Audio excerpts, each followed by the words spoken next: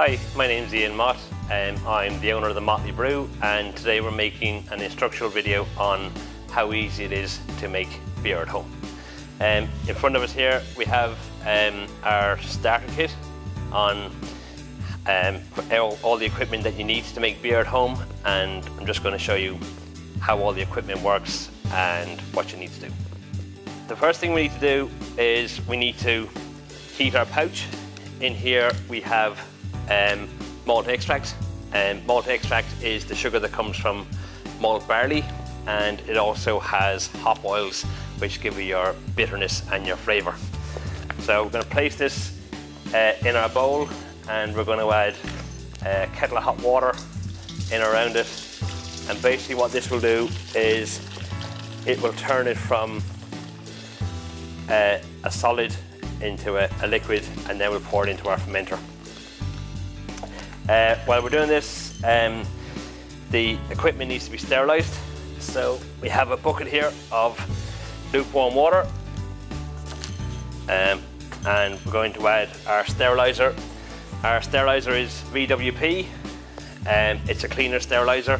It's 1 teaspoon per gallon in warm water.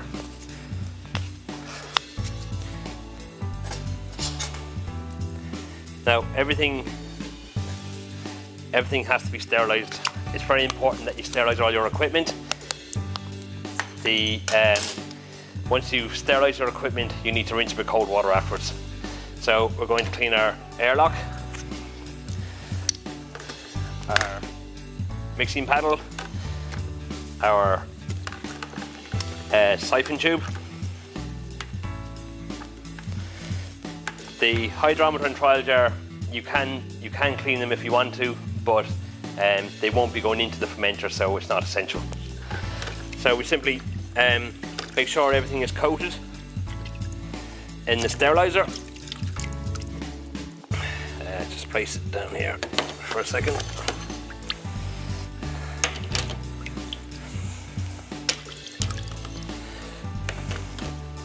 And then what we're going to do then is place it into the fermenter and clean the inside of the fermenter. It's not essential to fill it to the top, just enough that it covers all the sides. When you clean the fermenter, the best thing to do is just use clean hands rather than using a scourer or a J-cloth, because it's a food grade container, and if you scratch the container, the bacteria will grow in the scratches and the beer could go bad. So clean hands is the simplest way to do it. Make sure you clean the inside of your lid as well. And then that's all our stuff clean, and now we just need to rinse it with cold water. Right, here we are back again. We've rinsed all our equipment with cold water. So now we're ready to add our ingredients into the fermenter. We've opened our pouch. It's been sitting in hot water for approximately 5 minutes. We're going to add it into the fermenter. Just going to pour it in here. Now we're pouring it into our fermenter like so. We have 3 litres of hot water here ready to pour into the fermenter as well, which is roughly 2 kettlefuls. After we pour this into the fermenter, you can rinse the pouch out with hot water as well to get the last of it out.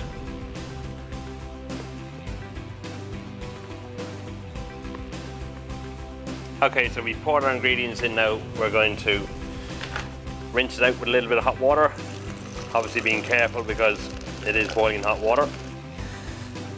This will take the last of the malt extract out of the pouch.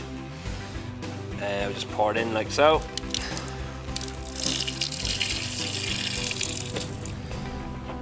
Just pouring the last of the malt extract out, getting it out of the pouch.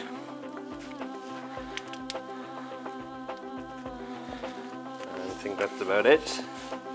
Now we're just going to discard the wrapper, and then we're going to add our kilo of brewing sugar.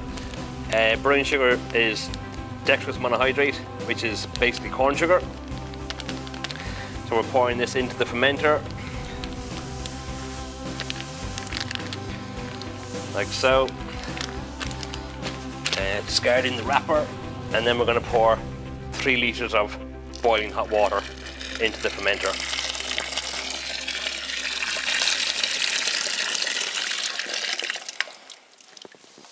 Now, just adding our second kettle full of water.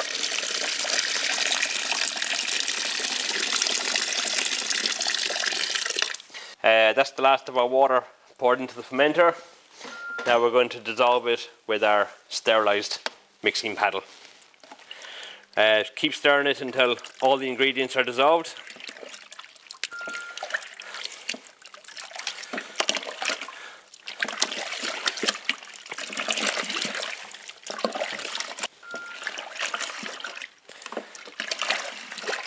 So once all your ingredients are dissolved, then we're going to top it up with cold water to 23 litres.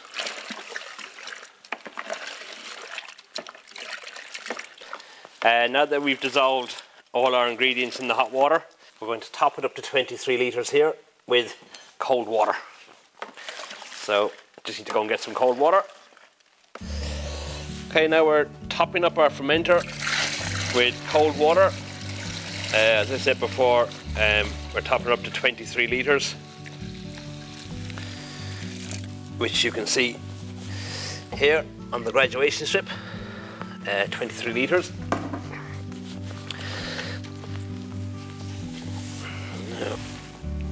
It's cold water, tap water is fine.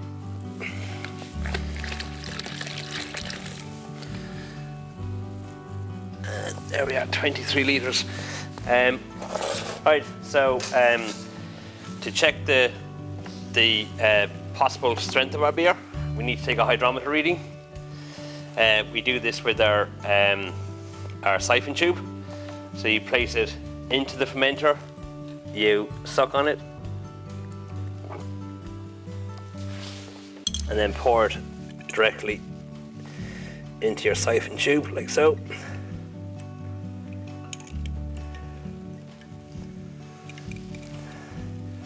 And this will give us an estimated alcohol. This is showing us 1040, which is going to give us an estimated alcohol of around 5%.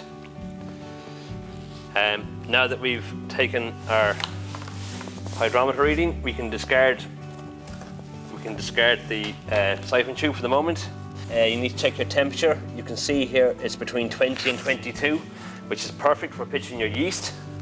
So your yeast, you have on the bottom of your pouch, you simply cut it open and sprinkle it across the top. Now we're going to place our lid on top of the fermenter. Make sure it's pushed down tight. This is a pressurized container, so the airlock is going to act as a pressure release valve. I'm just going to put a little bit of cool kettle water in here.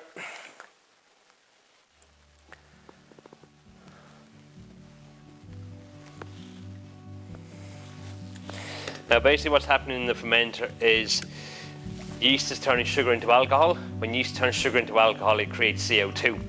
So basically the yeast is going to work from the top down to the bottom, and as it works from the top down to the bottom, it's going to feed on the sugar and it's going to turn the sugar into alcohol. When the yeast is finished turning the sugar into alcohol, it will go dormant, and then we'll explain to you what happens in the bottling stage. With the Simply Beer kits, it says it takes up to 8 days in the fermenter. It'll bubble quite viciously for 2 or 3 days, and then it'll slow down and eventually it'll stop. When it stops, you need to take a gravity reading to make sure that all your sugar is turned to alcohol. So we're looking for it to turn from 1040 down to 1010. Once it's down to 1010, then we're good to bottle. Now, we've had our beer in the fermenter for 7 days. We've checked our gravity. Our gravity is down to the 1010 mark there. So we've taken a sample in our trial jar, and our hydrometer reading is down to 1010, which means that all the sugar's turned to alcohol. So we've dropped from 1040 down to 1010, which is going to give us a 5% beer. So now we're ready to bottle. We've sterilised all our bottles, our little funnel and our siphon tube for bottling. So what we're going to do is we're going to add roughly half a teaspoon of sugar per bottle. What this does is when the yeast in the fermenter, yeast turning sugar into alcohol, when the yeast is finished turning sugar into alcohol, they go dormant. So what we're doing now is we're adding sugar to the bottle to give the yeast something to feed on, which is going to carbonate our beer rather than the CO2 being forced out through the airlock. It's going to carbonate the beer. It's going to force carbonate the beer. So we're adding half a teaspoon per bottle. It's roughly about 4 grams, and then we're going to fill them with beer. You want to fill them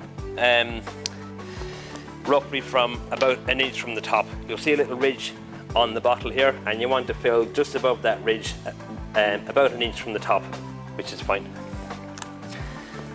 So we fill our bottles with our siphon tube. We have a tap on the siphon tube, so we fill them like so.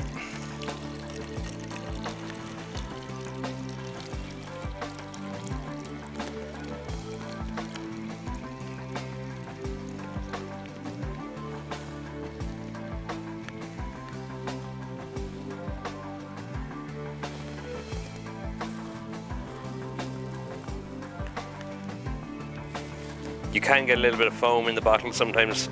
If this does happen, you can let it settle and just pour a little bit in afterwards. So you can see here, it's just above the ridge in the bottle, which is fine. Then we place our sterilised lids on top of the bottles. You can give it a little bit of a shake, and then they're ready to be stored. They need to be stored for about 2 or 3 weeks. You'll feel the pressure in the bottle. You can see they're soft at the moment. When they're pressurized, they'll be like a bottle of Coke. They'll be solid, and then they're ready to drink. Then you'll be ready to enjoy your beer. It's a very simple process, and it's a very enjoyable hobby.